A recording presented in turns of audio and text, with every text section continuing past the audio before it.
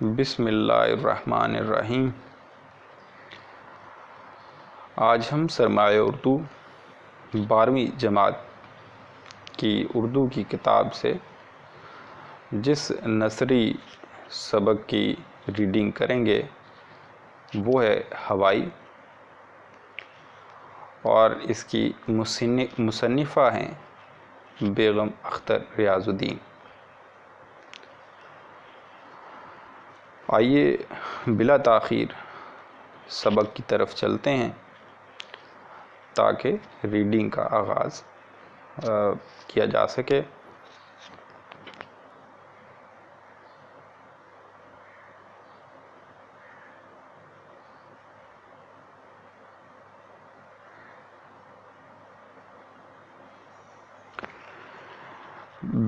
بیگم اختر ریاض الدین لکھتی ہیں،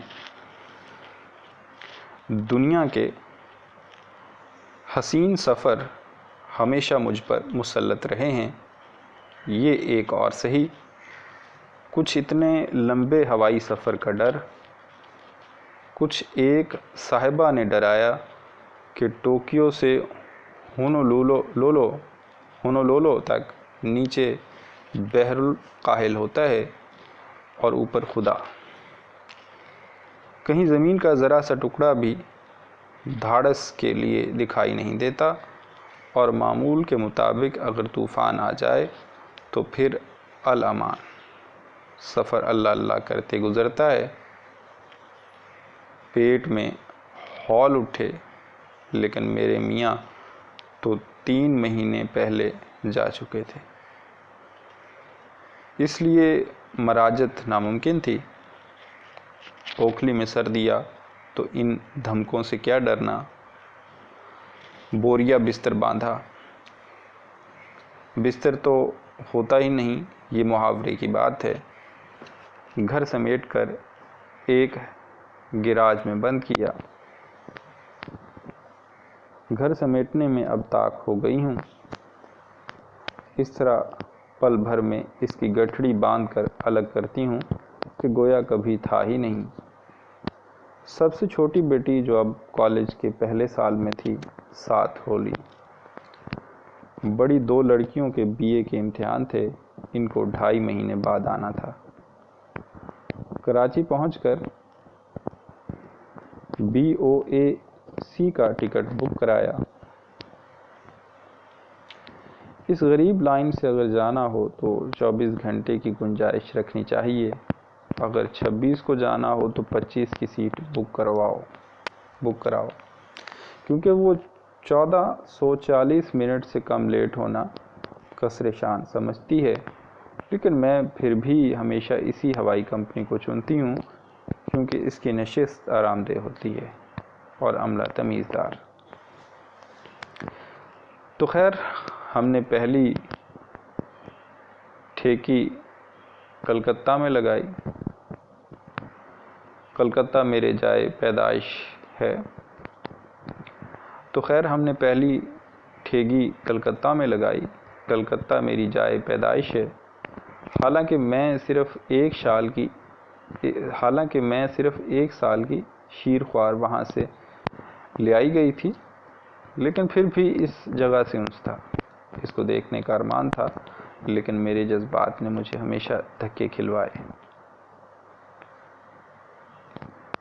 ایئرپورٹ سے لے کر پولیس اسٹیشن تک جو میرا اور باقی مجھ جیسے سیاحوں کا حال ہوا وہ نا گفتہ بے ہے۔ خدا کسی شریف انسان کو کلکتے نہ لے جائے۔ اگر مرزا غالب نے اس میں کچھ دیکھا تو ہندوستانی کسٹم آفیسر اور بنیا پولیس سے پہلے دیکھا ہوگا۔ قصہ کوتاہ، ہم نے جلدی سے اپنی جان چھڑائی اور ہانگ کانگ روانہ ہوئے۔ وہاں جا کر روح خوش ہو جاتی ہے۔ تازہ دم ہو کر ٹوکیو روانہ ہوئے۔ راستہ سخت طوفانی تھا۔ کم بخت پین ایم پرانا کھٹاڑا جہاز 4 گھنٹے لرزتا رہا اور ہمیں لرزاتا رہا۔ ساتھ بیٹھا جاپانی تاجر تسلی دیتے ہوئے بولا، یہ تو کچھ بھی نہیں، جب ٹوکیو سے ہوائی جاؤ گی تو ہوائی جہاز ایسے اچھلے گا جیسے چھاج میں گیہوں۔ ہم نے ان اللہ پڑھ لیا اور ارادہ کر لیا کہ میاں کو ہوائی میں ہی رہنے دیں اور ہم ٹوکیو میں ان کی واپسی کا انتظار کریں۔ لیکن خاک چھاننے کا شوق خوف و خطر پر غالب آ گیا اور جنرل شیخ اور بیگم شیخ کی خاطر مدارات کا مزہ چکھ کر 2 دن ٹوکیو ٹھہر کر جل تو جلال تو کہتے ہوئے جاپان ایئر لائنز میں بیٹھ گئے۔ ہوائی جہاز چلا تو ہم نے اللہ سے گڑ گڑا کر دعا مانگی کہ یا رب ہماری عزت رکھ لے اور خیر سے سفر پورا کر دے۔ میرے مولا نے میری مراد ایسی پوری کی کہ سارا سفر آسمانوں میں ریشم کی طرح سرسر کرتا گزر گیا۔ میں نے اتنے خوشگوار 6 گھنٹے کبھی نہیں گزارے تھے۔ رات کو 10:30 بجے ہمارا جہاز ہوائی کے دارالسلطنت ہونولولو میں اترا۔ میاں کو تار دے دیا تھا، امید تھی کہ ہوائی اڈے پر ہار لے کر پہنچیں گے۔ جزیرہ ہوائی کی ایک رسم دیرینہ ہے کہ ہر آنے والے کا پھولوں کی حسین گجروں سے استقبال کیا جاتا ہے۔ اس لیے ارمان تھا کہ کم از کم میاں تو پھول نچھاور کرنے پہنچ جائیں گے، لیکن میاں ریاض الدین صاحب حسب معمول غائب۔ رات کا وقت، مجھے ان کا پتہ بھی نہیں معلوم۔ جناب بلی کی طرح 3 گھر تبدیل کر چکے تھے۔ ہوائی کی یونیورسٹی میں فون کیا تو انہوں نے کہا ایسٹ ویسٹ سینٹر سے پوچھو۔ اتنے میں ایک ٹیکسی والا آگے بڑھا، میں وہاں تک آپ کو لے جاتا ہوں، باقی پھر دیکھا جائے گا۔ ہائی رائز ہاسٹل تک پہنچے تو اونچی اونچی عمارات، بتیاں جل رہی ہیں، طلباء پڑھ رہے ہیں، لیکن ہمارے میاں ندارت۔ غصہ اور پریشانی دونوں مل گئے۔ یہ اچھا استقبال ہو رہا ہے، رات کے 12 بجے 3 مہینے بعد بیوی آئی ہے، وغیرہ وغیرہ۔ اتنے میں ایک کار لڑکیوں سے لدی بندھی چیختی چلاتی آن کر رکی۔ انجان شکلوں نے میرے گلے میں ہار ڈالے۔ پیچھے ایک اور کار، اس میں گٹار پر کچھ نوجوان ہوائی کے گیت گاتے ہوئے اترے اور ان نوجوانوں میں چھپے ہوئے میاں ریاض الدین مسکراتے ہوئے چلے آ رہے ہیں۔ اس سے پہلے کہ میں حسب معمول برستی، ان کی سہیلیوں نے سمجھایا کہ تار پڑنے میں غلط فہمی ہو گئی۔ ہوائی کا وقت جاپان کے وقت سے 24 گھنٹے پیچھے ہے، اس لیے اکثر تاریخوں میں گڑبڑ ہو جاتی ہے۔ ہم نے جل کر کہا کہ اصل گڑبڑ تو ہماری شادی کی تاریخ سے شروع ہوئی تھی۔ بہرحال خدا کا شکر ادا کیا، ٹیکسی والے کا شکریہ ادا کیا، پھر گھر روانہ ہوئے۔ مجھے گھر دیکھنے کا شوق، لیکن ریاض صاحب ٹالتے جائیں کہ تم صبح آرام سے دیکھنا، ابھی کمروں میں بتی مت جلاؤ، اور اس کی وجہ سمجھ میں آئی جب گھر کے ہر کونے میں منو کوڑا اور گرد و غبار دیکھا۔ ہر دروازے سے میلے موزے اور رومال، ہر جیب سے تھیٹر، سینما، فلور شو کی پرچیاں اور ریزگاری۔ پینٹری میں 5 دن سے برتن بغیر دھلے پڑے تھے۔ میاں بجائے برتن دھونے کے نئے برتن نکال استعمال کرتے جاتے تھے۔ اس طرح درجنوں موڑے، رومال، بنیان خرید ڈالے تاکہ پرانے دھونے نہ پڑیں۔ بہرحال رات کو 2 بجے تک ادھم مچتا رہا، پھر ہمسائے کی گرجدار آواز آئی، خاموش۔ ہم عموماً ہمسائے کی بات نہیں سنتے، لیکن یہ ہمسایہ ہوائی کا مشہور پہلوان اور ہیوی ویٹ چیمپئن تھا، اور نام بھی تھا ہوائرڈ ہیگرٹی۔ اس لیے اس کی ایک تنبیہ ہی کافی تھی۔ 2 منٹ کے اندر سب لڑکے لڑکیاں غائب۔ خیر ہم تھکے ہارے سو گئے، واللہ عالم کب اٹھے۔ میاں دفتر جا چکے تھے۔ ناشتہ خود بنایا، زندگی میں پہلی دفعہ خود کھانا پکانا تھا، اس لیے کام کا پتہ ہی نہ چلا۔ اب آٹے دال کا بھاؤ معلوم ہوا۔ میری بیٹی ناز اور میں نے کمر کس کر سارا دن گھر کی صفائی کی اور لنچ قریبی ہوٹل میں جا کر کھایا۔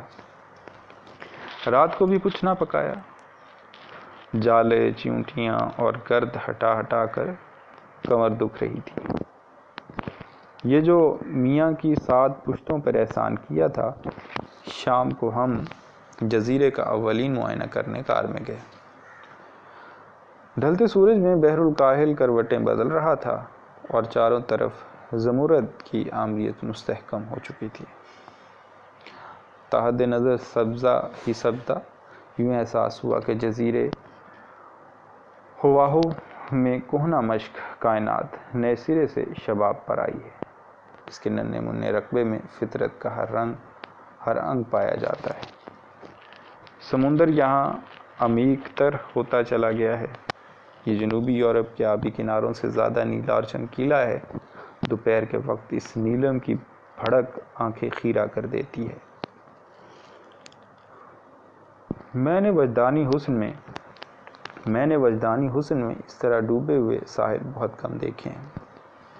یہاں کے کوہساروں نے اس جزیرے کے گول چہرے کو ایک نیاز اور یہ بخشا ہے۔ یہ کہیں سنگلاخ ہیں اور کہیں اتنے سبز کہ ازلی برساتوں کا زین بسیرا معلوم ہوتے ہیں۔ اگلے دن ہم سب نے ہنوما بے پر پکنک منائی۔ یہ جگہ مجھے ایسی بھائی کہ دوڑی چھوٹی ادھر ہی کا رخ کرتی تھی۔ یہاں پانی سب سے مہذب اور شفاف تھا۔ یہ ساحل آبی مخلوق کے لیے مشہور تھا اور ہوائی کی یونیورسٹی دنیا بھر میں علوم سمندر میں سبقت لے گئی ہے۔ غرض یہ کہ اول تو قدرت نے اپنے حسن کے لنگر یہاں جاری کر دیے تھے۔ جو کچھ کمی تھی وہ انسان نے پوری کر دی۔ یہ شام ہم گھر کا سارا سودا لینے سپر مارکیٹ گئے۔ بہت سے صاحبان اس ادارے کو جانتے ہیں، لیکن بہت سی میری ہم وطن بہنیں اس کے متعلق جاننا چاہیں گی۔ تو سنیے، سپر مارکیٹ امریکن سرمایہ داری کا مکمل مظاہرہ اور امریکن طرز حیات کا بنیادی قلعہ اور اس کی لامحدود افراد کا ذخار ہے۔ جب سے یہ بروئے زمیں برسرے پیکار ہوا، ننھی دکانیں اور چھوٹے چھوٹے بساتی پنساری دیوالیہ ہو گئے۔ یہ سپر مارکیٹ 10 بازاروں کا مہا گرو ہے۔ ساری انارکلی اور مال روڈ کی دکانوں کا سامان اس کی ایک لپیٹ میں سما جائے۔ آپ جب داخل ہوں تو فوراً 4 پہیوں والی ٹرالی ساتھ لے لیں کہ ہفتے 2 ہفتے کا راشن اس میں ڈالتی جائیں، اور جب خود چلتے چلتے تھک جائیں تو اس میں بیٹھ جائیں اور کسی اور سے کہیں کہ آپ کو کھینچے۔ صرف یہ آخری نصیحت میری اختراع ہے، ورنہ در حقیقت سپر مارکیٹ ایسی شیطان کی آنت ہے، دل چاہتا ہے کہ خود ٹرالی میں لٹک جائیں۔ اس ادارے کی افراد دیکھ کر انسان ایشیا افریقہ کی بھوک اور قحط بھول جاتا ہے۔ اس جگہ بلا ارادہ اور بلا ضرورت خریداری کرنی پڑتی ہے، ہر شے کی 50 قسمیں اور ہر قسم چھت تک چنی ہوئی، اور دوسرے قدم میں سیل لکھا ہوا، اگر نقد نہیں تو ادھار لیجیے۔ سپر مارکیٹ میں جا کر عورت کی آنکھیں اور بٹوے کھل جاتے ہیں۔ میں نے پہلے ہی ہلے میں $32 کی کھانے پینے کی چیزیں لے لی۔ کار بھر گئی۔ اس مارکیٹ میں الگ نرسری بھی ہوتی ہے جہاں عورتیں اپنے بچے چھوڑ کر اطمینان سے شاپنگ کرتی ہیں۔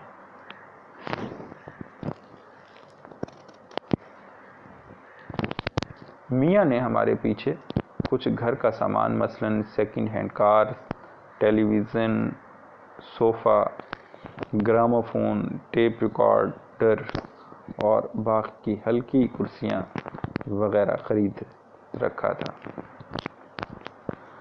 اتنا سلیقہ میرے میاں میں کہاں سے آ گیا مجھے نہیں معلوم، لیکن یہ سب ایک دکان کے توسل سے ہوا ہے۔ جو غریبوں، مفلوجوں اور یتیموں کے لیے چلائی گئی تھی۔ اس لیے میرے میاں نے خیرات کے جذبے میں اپنے گھر کو پھٹیچر فرنیچر سے بھر لیا۔ کار 1857 کا ماڈل تھی۔ جب چلتی تو دنیا دیکھتی تھی اور جب رکتی تو دنیا شکر کرتی تھی۔ اس کے پراسرار پٹاخے نامعلوم کہاں سے چھوٹتے تھے۔ ہم نے جاتے ہی کام بانٹ لیے، میں کھانا پکاؤں گی، بیٹی صفائی کرے گی۔ میاں بولے ہم تمہاری ڈرائیوری کریں گے۔ ہم لاجواب ہو گئے، اس لیے کوئی اور کام ان کو نہ دیا کیونکہ اس کار کو چلانا انہی کا کام تھا۔ میں باہر ملک میں اگر کار چلاؤں تو کم سے کم مانوس ڈھانچہ تو ہو۔ اس کمبخت کے گیئر کدھر اور بریک کدھر، بالکل بے سروپا۔ لیکن شاباش ہے اس کار پر کہ ہزاروں میل سیریں کی، لیکن اس نے ایک دفعہ بھی دغا نہ دی۔ پرانا ٹیلی ویژن کچھ ایسا برا نہ تھا۔ 2 دھپ لگاؤ یا گرم کمبل ڈالو تو اس کے کالے سفید ترمرے ناچنے بند ہو جاتے تھے، پھر گھنٹوں صحیح چلتا تھا جب تک کہ چینل نہ بدلو۔ چینل بدلی اور پھر وہی دھموکے، تھپڑ، گرم پانی کی بوتل، وہ پھر چل پڑا۔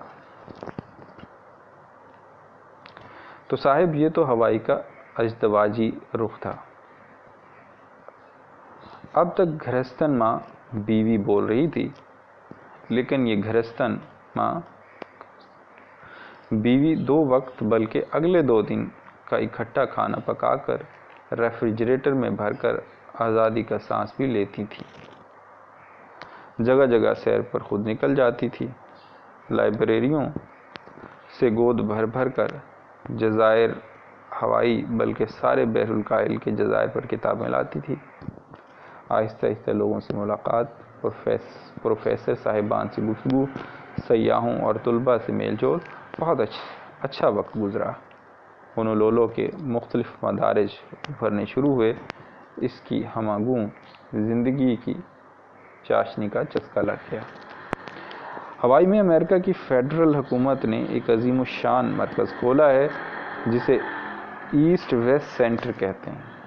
اس کی حسین حدود اور عمارات میں مغرب اور مشرق کے عالم مدعو کیے جاتے ہیں۔ جو سینئر اسکالر کہلاتے ہیں وہ مرکز کے خرچ پر آتے ہیں۔ $1200 کا وظیفہ ہر مہینے پاتے ہیں۔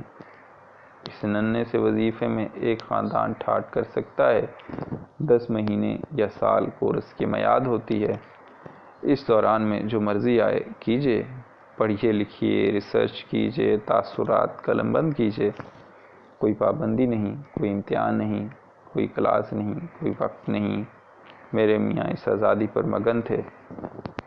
آپ کا آرام دہ کمرہ، ٹائپ رائٹر، غسل خانہ، بہترین لائبریری، ساتھ ہی سستا اور مزے کا ریستوران، ارد گرد لڑکے لڑکیاں، آزادی کی فضا، اکثر عالم سگریٹ کا دھواں اور غپ اڑاتے پائے جاتے تھے، لیکن کوئی رپورٹ کرنے والا نہیں تھا۔ کچھ عالم کتابیں بھی لکھ جاتے ہیں جو یہ مرکز بہت فخریہ شائع کرتا ہے۔ ہاں تو ایسٹ ویسٹ سینٹر اور ہوائی کی یونیورسٹی میں یوں تو عرضی قربت ہے، لیکن ازلی رقابت بھی ہے۔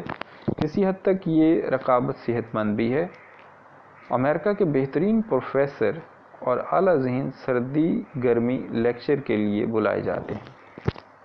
طرح طرح کی نمائشیں، فلم جشن منائے جاتے ہیں۔